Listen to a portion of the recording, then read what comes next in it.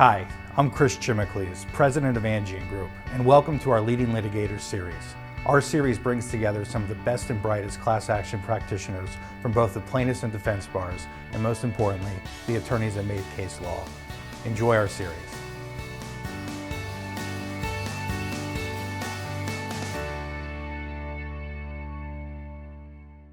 Hi, I'm Steve Weisbrot. Welcome to the latest episode of Angian's Leading Litigator video series.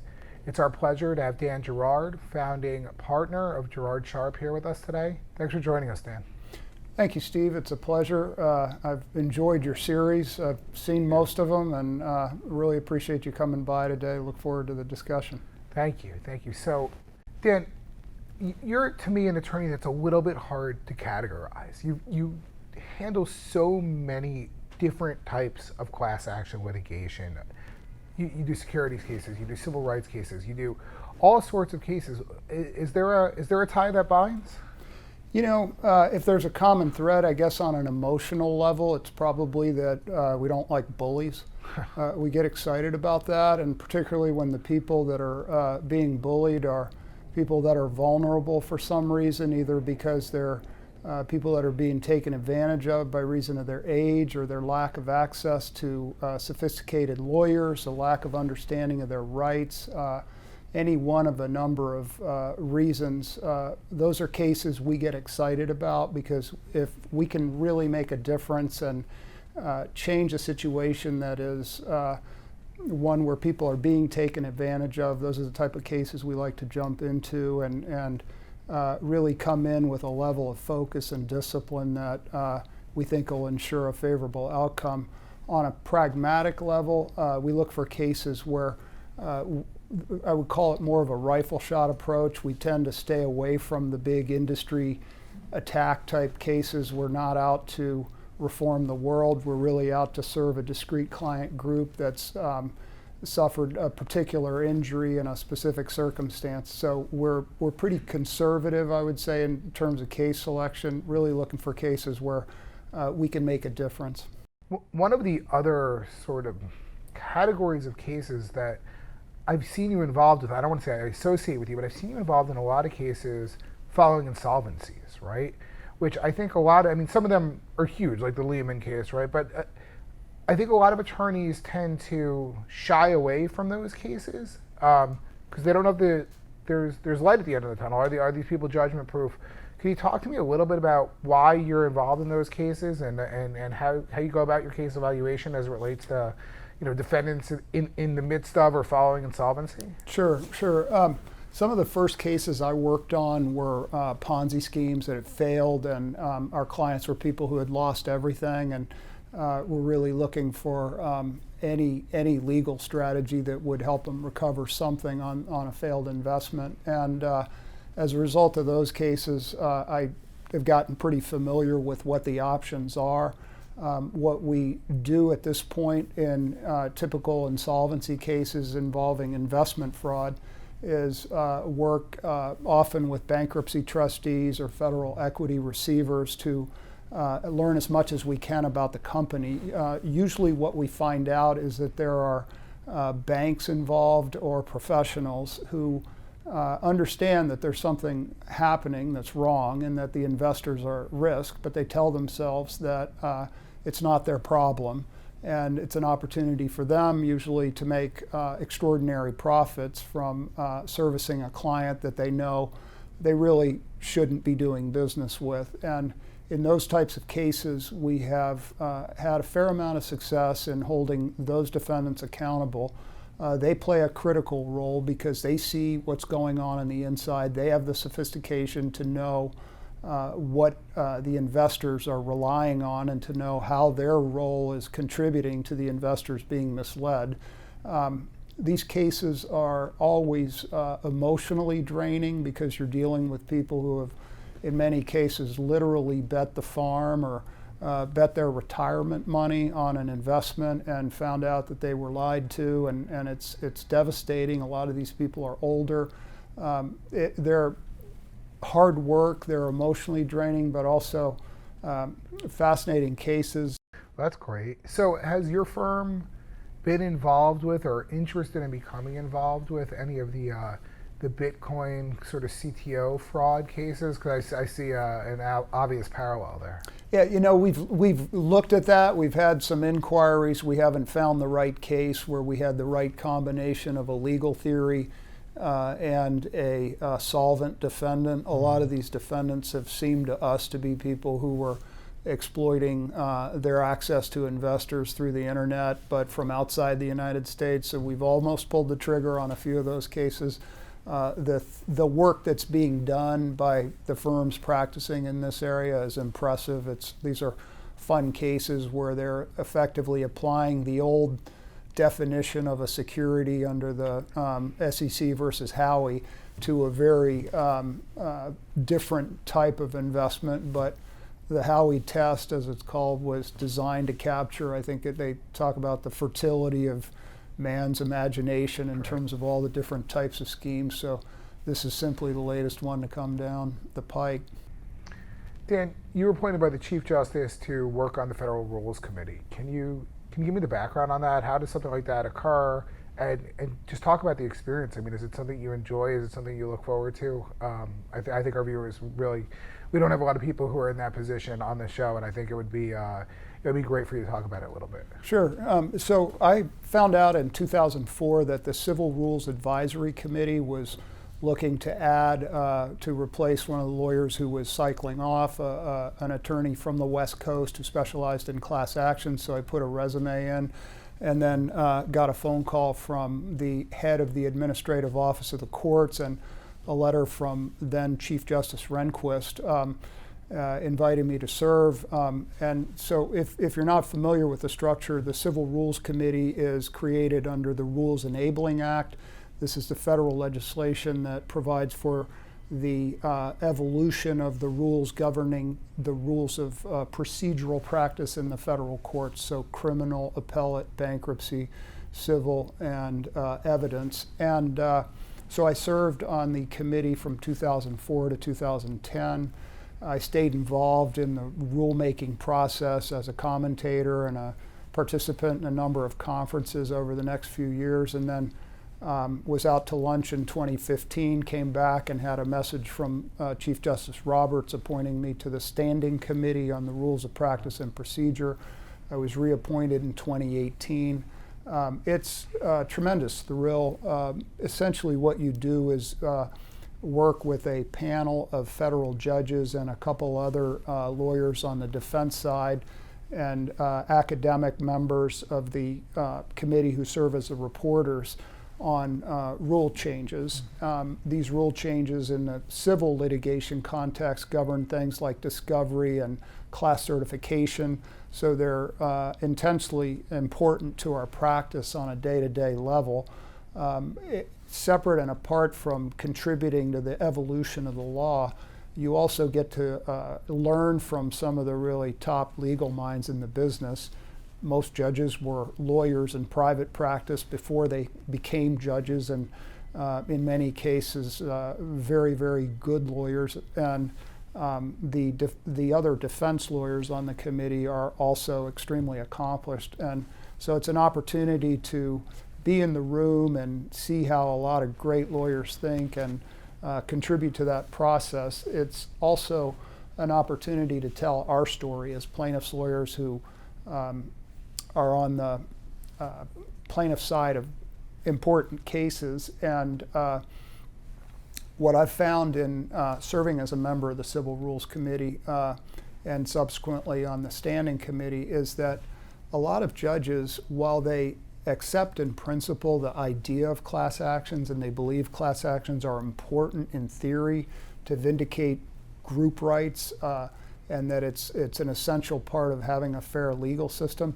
a lot of judges have never really seen a class action in practice and don't have a model in their head of class actions as really delivering legal services to people who care about those services and have no other way to get any kind of relief through the court system.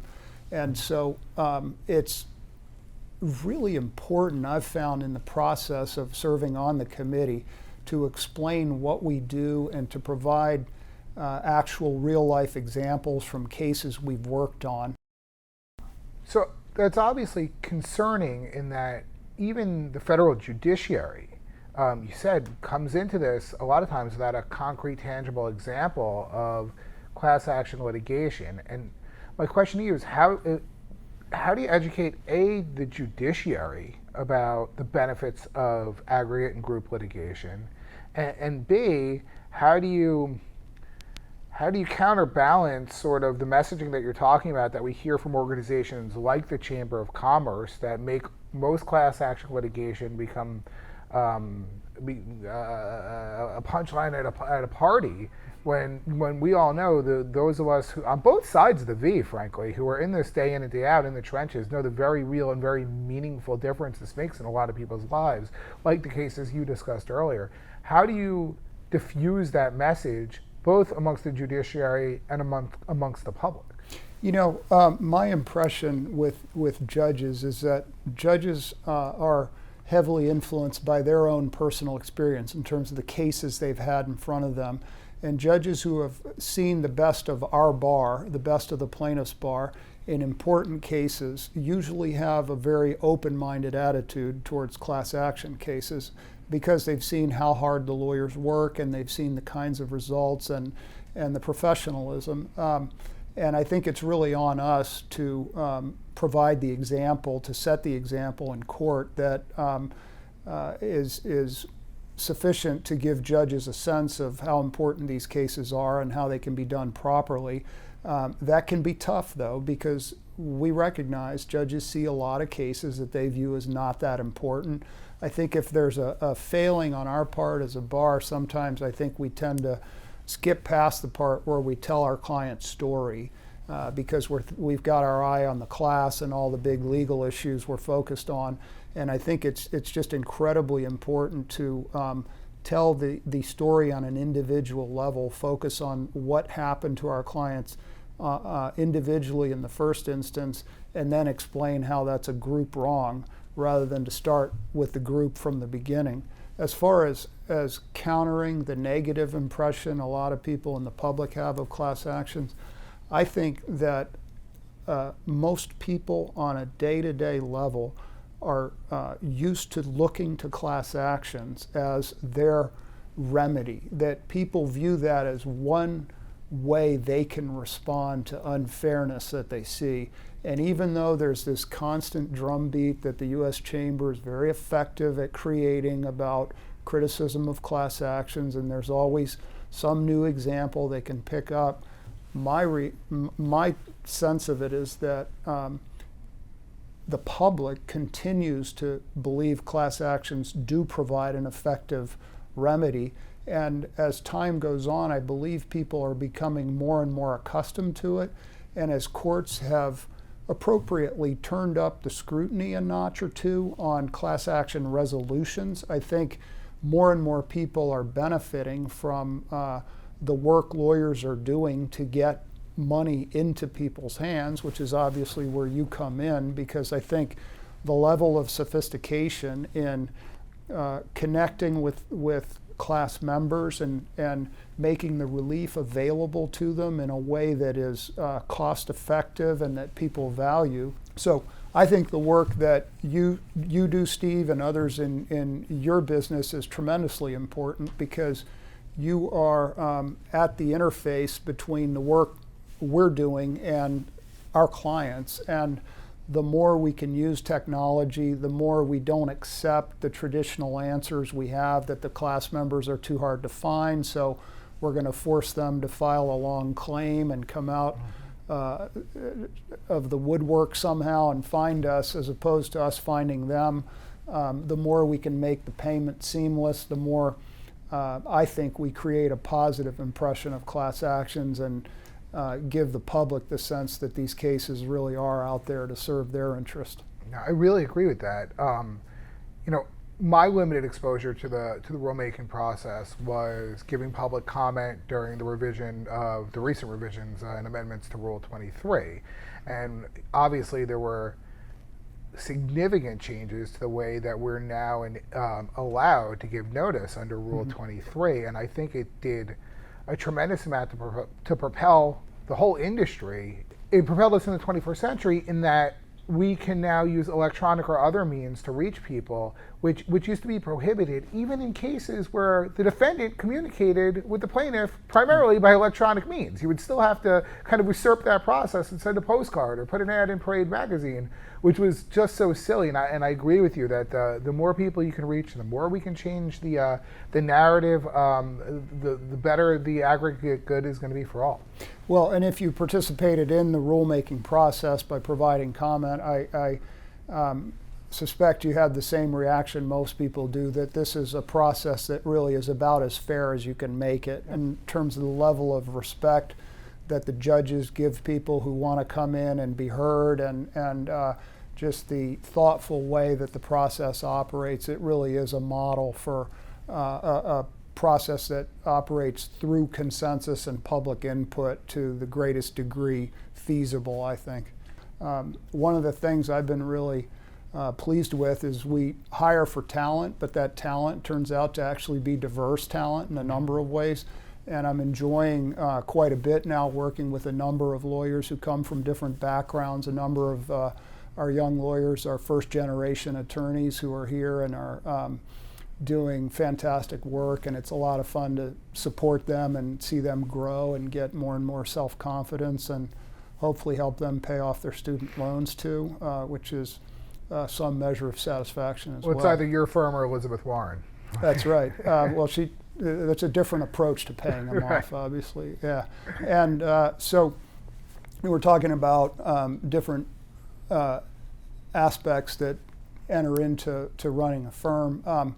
For us, I mean, I think what keeps us motivated is really trying to operate at a level of professionalism that allows us in every case we work on. We can't always part friends with every single attorney we work with, either as co-counsel or as a defense counsel, but more often than not we do. And whether we end up friends or not, we would like every lawyer we deal with and every court we appear in front of to come away thinking those are some straight up lawyers, they're professionals, they know what they're doing, and they're 100% committed to their clients. That's really what we're about, what we've been trying to do all this time. It's challenging work. There are so many great lawyers that practice in this area, both on the plaintiff side and the defense side. It's a competitive practice niche, but we also enjoy the thrill of working with those types of lawyers. As I'm sure you can appreciate, doing the work you do, it's not easy, and these are not always easy personalities, but it's quite a professional experience to be successful in an area this competitive with the kind of pressure some of these cases bring. Yeah, that's very interesting. Dan, this was wonderful. Thank you Good. so much for your time and for your insight and for spending a little time with me and with our audience. Thanks. I really appreciate the opportunity. Thank you, Steve.